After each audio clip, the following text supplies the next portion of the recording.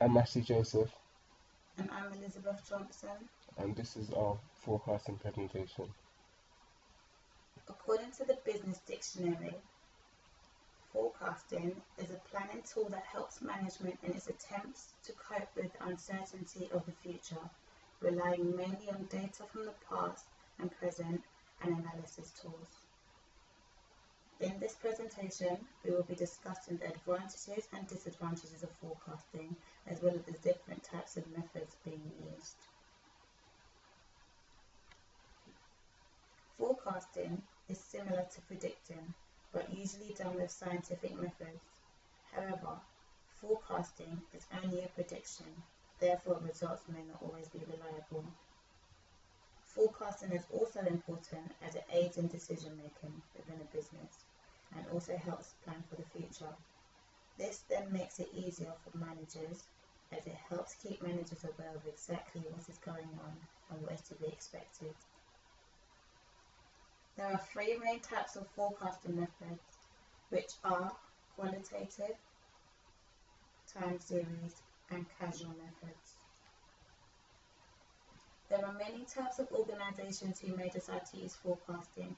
For example, within the food industry, sales figures may be predicted or the expiry dates of products.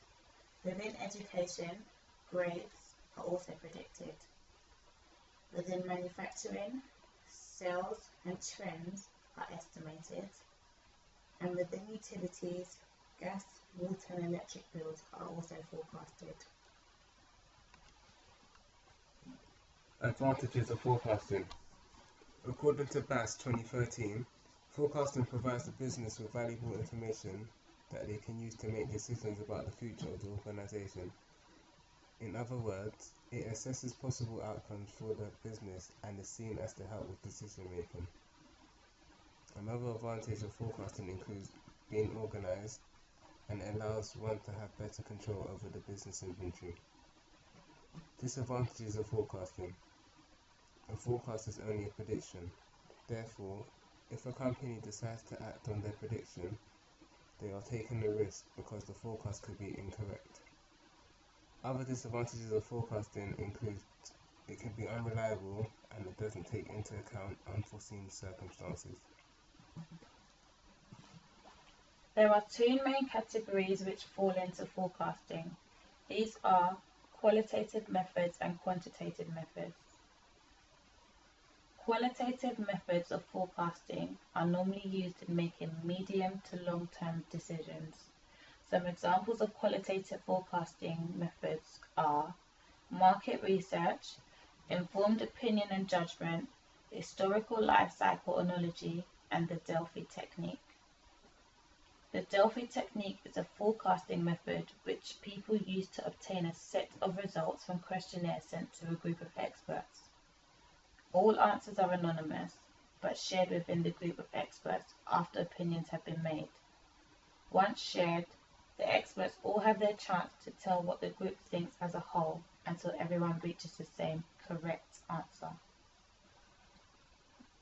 Quantitative forecasting is usually used in making short-term to medium-range decisions.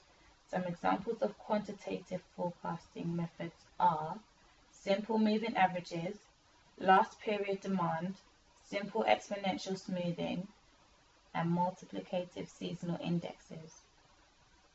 Some examples of some time series methods are moving averages, weighted moving average, exponential smoothing, linear prediction, trend estimation, and the growth curve. Within forecasting, there are different types of lengths for the different types of terms. For example, short term usually deal with projects that can be completed within the upcoming weeks.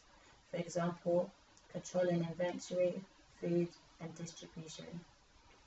Medium term, which can be between 3 months and 2 years. An example of medium term would be building a new house. And long term, which would take a minimum of 2 years to complete. This would be, for example, the Olympic Games. A brief summary of a real-life example on how it has been used. A brief summary of a real-life example on how forecasting has been used to improve the operations of a business. After research, it was found that Metro Bank is Britain's first new high street bank in over 100 years. Metro Bank currently has 22 stores open, and the company has predicted having 200 plus stores by 2020. Metro Bank was able to forecast this due to its rapid expansion since opening in 2010. Here are some more key links for you to explore further.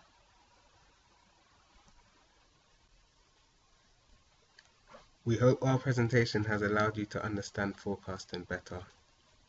By Ashley Joseph and Elizabeth Johnson.